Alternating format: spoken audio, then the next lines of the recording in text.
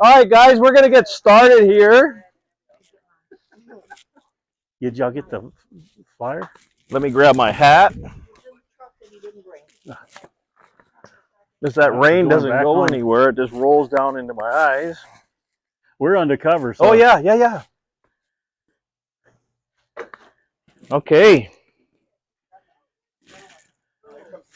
So, good presentation, HUD. Where's HUD? There he is. Great presentation earlier. We're going to now talk about radio, and he's leading, and I'm just actually doing the introduction. How many hams do we have present? 1, 2, 3. Okay, 4. So GMRS. Yeah, 1, 2, 3, big 4, population 5, of GMRS. And then how many have experience with FRS or any type of a radio? So has everybody played with a radio? Okay, good. So we may not be bringing some value to where you are in the radio comms section. Our goal is really just to put it out there, different ideas, and hopefully answer any questions that you guys have going forward. We're going to start with Earl going into mainly FRS and GMRS, and then we'll carry it into some other HF and VHF tools. So my name's Earl. I'm going to be doing, like Jerry said, the FRS and GMRS presentation. FRS and GMRS stands for our Family Radio Service and General Mobile Radio Service. FRS radios, those are the radios you can get from Walmart, you can get from Bass Pro, the little blister radios. You don't have to have any type of license to run one of those radios. They're short distance for like a neighborhood. If you want to be able to communicate with your kid when he goes down to the Greenbelt, those type of radios work great for that. A step up a little bit is the GMRS radios. They have a little bit more power, and those radios are radios that you can use to communicate in like a ranch scenario. If you have 100 acres or 50 acres on your ranch and you're out doing something in a field, you can communicate back to your house with a GMRS radio. And you have to have a license for that. The license for a GMRS radio is what, $35? That's $35. $35 and no test. If I can get one license, anybody can. That's why I don't have a ham license. I can't pass the test for some reason. So we can help you with that. But I do have ham radio, so I can listen in and monitor stuff that's going on. Your phone is not covered. Yeah, you got the tripod is really protected from the rain, but there you go. There's all kinds of different radios. There's cheapies like this. This is a Baofeng UV9R. It's weatherproof, IP67 rated. There's Baofengs, like you had one right over there, like a UV9G or something like that, was it? And they're $35, $40 a piece. So they're very affordable. And it communications in a situation where you can't communicate with your radio, or I mean with your phone, your cell phone, these things are going to still work. Keeping in mind that they're short distance, so you know, if you have people in your neighborhood that are like-minded, all of y'all can be able to communicate during in a scenario where your phones, because the phone lines could be overwhelmed very easily. The cell phones, you know, you get everybody trying to call on a cell phone, nothing's going through. These things are still going to work. There's no restrictions on that typically. Does that sound about correct? Oh, it's most definitely correct. In fact, let's talk a little bit about what PrepperNet, our group, what we've come up with. The comms team is working on cellular areas in our area to work with FRS and GMRS and communicate in a neighbor to neighbor, like-minded, and to use that tool, the $35 tool, to when the grid goes down or when the cell service is overloaded, that we're actually communicating and practicing in our cell. And then we're going to communicate cell to cell within the San Antonio area using the same technology, but we'll probably go into, because of distance, right? Remember what he said is FRS is it's line of sight. Okay, so how do we see the next cell, which is a mile and a half or 3 miles away? You can't see them. We're going to have to use a different technology, a different radio, and practice with that radio to talk cell to cell. We also can take it to the next level where, you know, the cell on the right side of the town or the east side can talk to the west side, which is the whole area, 30 miles, whatever. So we got to think about what radio and how we're doing that. And then we can actually go to national, which we can communicate to Tennessee or North Carolina and communicate what we call the traffic, which is the message that you want and need to be sent out. It could be welfare traffic.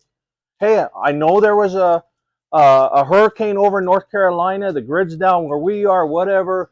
I want to try and locate this person. That's called welfare traffic, and we can use the tools to do that. But the key here is practicing, just like in HUD's presentation, that mindset and using the tools. If you don't do the what ifs and don't use the tool of the FRS radio, just how to use it, or the GMRS radio and how to program it, or the HF radio or VHF radio, you're not going to be ready for it. So our deal is preparedness. What if this happened? Comms is so important. Comms is so important to have information of what's happening around the world, or what's coming my way, or how do I get out because I need a message to get out. So people, you know, discount comms, or they buy the radio and they put it in the drawer. It's still in the box and it's underneath. I've got a radio. Yeah, well, good luck with that radio. Good luck. Okay, because it's frustrating how complicated it can be, and yesterday it wasn't. I turn it on today and all of a sudden, what the heck, right? All of a sudden propagation changed, but I don't know, and I'm like, it worked. I talked to you yesterday. Yeah, now you start to get the practice, because now you got to think about what changed, what do I need to do, adjust my radio, and how do I communicate. So big, you know, not so much, we're not going to give you like what to buy and, you know, the best radios. No, I got a Yaesu box here. I'm not a huge Yaesu fan, okay, as most people know. I'm an ICOM guy, but I want you guys to see there's a, you know, there's a radio for everybody, and, you know, just like there is a vehicle, Chevy, Ford, in every budget. In every budget. You know, you can get a $35 handheld radio, or you can get a $300 handheld radio, and they all do the same thing, but the $300 one does it better. So it's a personal thing. I recommend you play with GMRS. If you don't want to go for your ham, I recommend you go for your ham just to practice, to use the tools.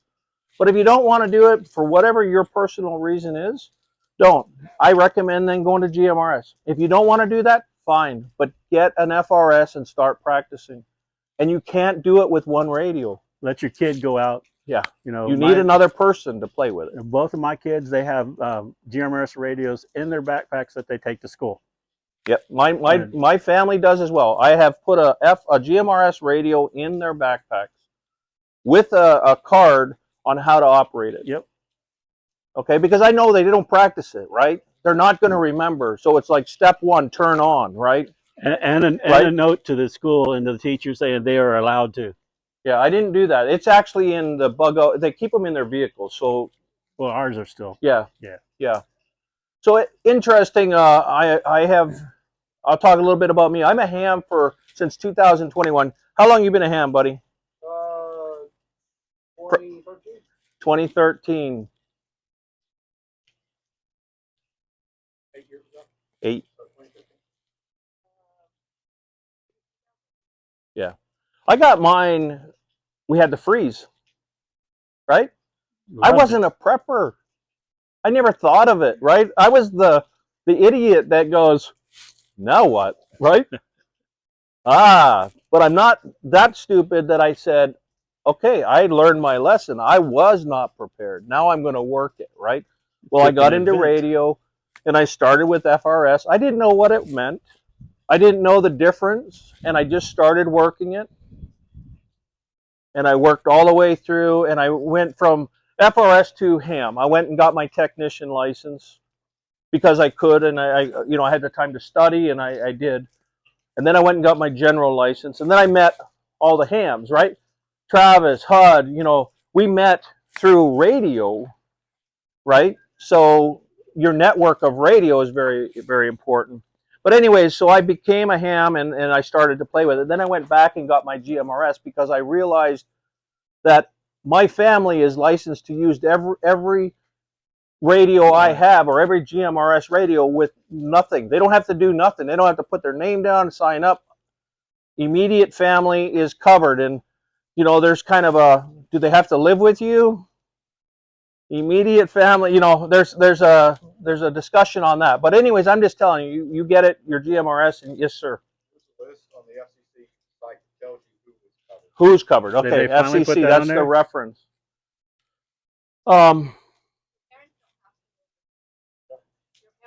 Your parents do not have to live with you. my niece is covered. She doesn't live. Yeah, that's what I didn't think they had to live with you. I think they have to be immediate. And Pretty it's much anybody but cousins. It seems like. Yeah, okay. only people not listed. Direct line. Okay. Yeah.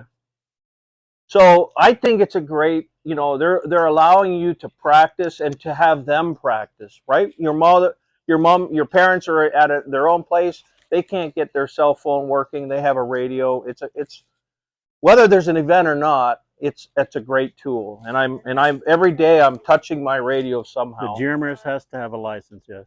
Yes. It's a $35. Well, I know the ham does. I've been It's a- studying for my ham. a test-free. GMRS is a $35 Yeah. license. And But you can have your GMRS license tomorrow. But you just fill it out.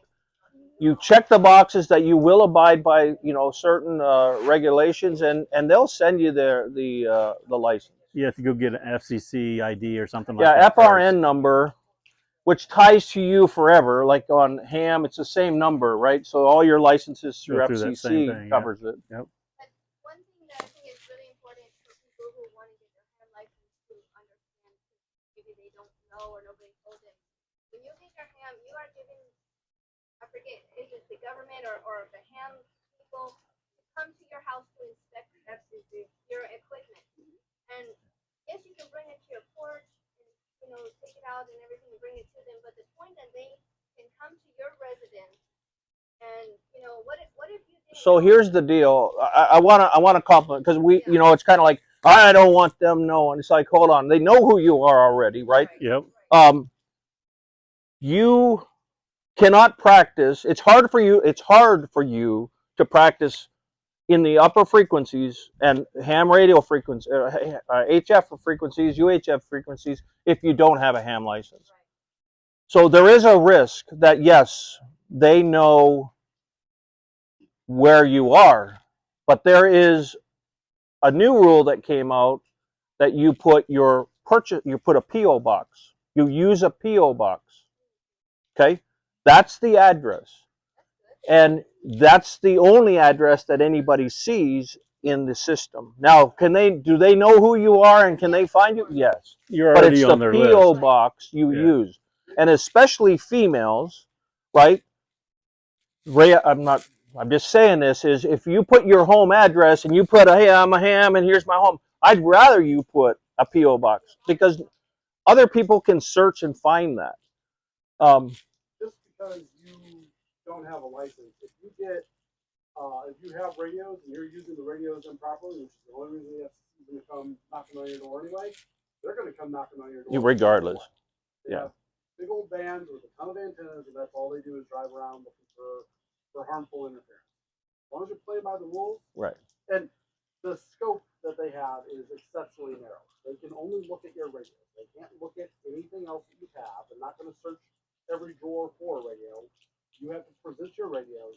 They see them. They go away. They know you're transmitting. They want to see that So radio. there's been some recent enforcement on people doing malicious interference, and these were unlicensed people on both the ham and GMRS band. they don't need your address to find you. Yeah. You do radio direction finding. I have the internet. It's It's hard to do it. And they just find you and come knock on your door and they'll get you anyway. Everybody has let me just talk about the government, right? So this is my perspective: is the government is not bad, okay? We plan if there was an issue, we plan for all conditions, but those that don't want the government to know where they are, I'm telling you, the radio is not going to be the why they found you. That's right. They already know. Yeah. The radio that's in your pocket already, then give it up. I'm going to piggyback off of what Travis said. We hams play a game once a month. It's called a fox hunt, and that's where I'm always the fox. No. you're never the fox. What happens is we hide a transmitter that is the size of 2 9-volt batteries, give or take a little bit. And if we were in this park, your hint would be we're in Guadalupe River State Park. Find it. You guys are interested? I actually have all the equipment with me. So. Yeah, We can do it this weekend. and it gets found. All right, it's not that difficult. I'm normally the fox, so I'm the one that hides it. I have hidden it in literally inside of a tree stump, where you cannot see it with your eyes. You have to walk right up to it and look down into the tree stump. And that's just, if we can do that as a ham, imagine what the FCC can do with all of their unlimited funds. Yeah, exactly. Let's move on. We got 3 minutes. Yeah, we're about to wrap up here. Okay, I just want to give you guys some show and tell, and we can do this after. That's what I was going to say, and we can talk about it afterwards. Right. This is a radio, right? HF radio, 10 through 80 meters, $100, right? We have HF all mode. We have a VHF, UHF in a go kit. Put together, battery, you walk in the field, you put your HF antenna up, you go there. Yes, it's heavy. This isn't as heavy. That's why I like this little toy, right? But it's not as efficient, and you have to be practicing. For me to go QRP and to go into the bush, it's low power coming out of your radio. So it's power rating of your radio, okay? But this here has got the antenna, everything in it. That's it. I'm out of here. I'm going to go and I'm going to go transmit, but I've got to know what I'm doing. These radios all work digitally, meaning we can use them with a computer. I can send a message to you directly, data. Hey, I'm over here, I'm at this location, whatever. Yes, everybody's going to see it, but I can do it with a computer. I can do it with an Android phone, just a regular phone, and I can tie it together. They all communicate. This is fun, and it's challenging. So if you like to play more than just the radio, what do I need the radio for? It's in the box underneath. These things, there's so many things to do with ham radio. He talked about fox hunt. That's practicing. You know how difficult it is to find the fox? It's difficult. So you learn what you go and experience and go, oh shit, I got to practice some more. I got to learn some more stuff. So there's a lot, and we have show and tell. You guys are able to pick stuff up, play with it, whatever. I've got an HF radio over on my RV. It's always set up, ready to go. I have a antenna I throw out. There's different antennas. We can talk about antennas all day long. Any other questions before we wrap up? Earl, you did an amazing job. Well, thank you. I don't normally do stuff like this. It's as great you can job. tell. All right.